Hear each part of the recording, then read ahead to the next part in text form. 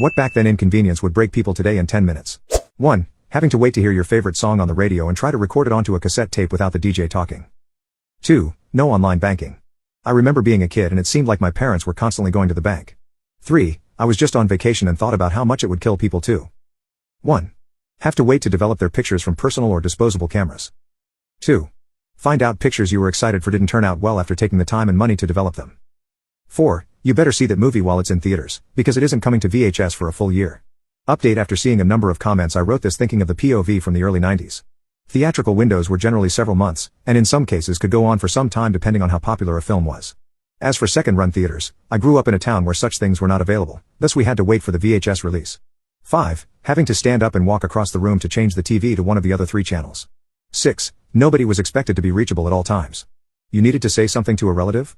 You called them, and if nobody answered the phone, tough luck, you called them again a few hours later. And automatic answering machines were a later invention. I don't know about other countries, but in mine, Argentina, phone lines were some kind of luxury until roughly 30 to 35 years ago, to the point that homes were sold for more if they had a landline. And because not everybody had a landline, some people used a neighbor's number as a reference.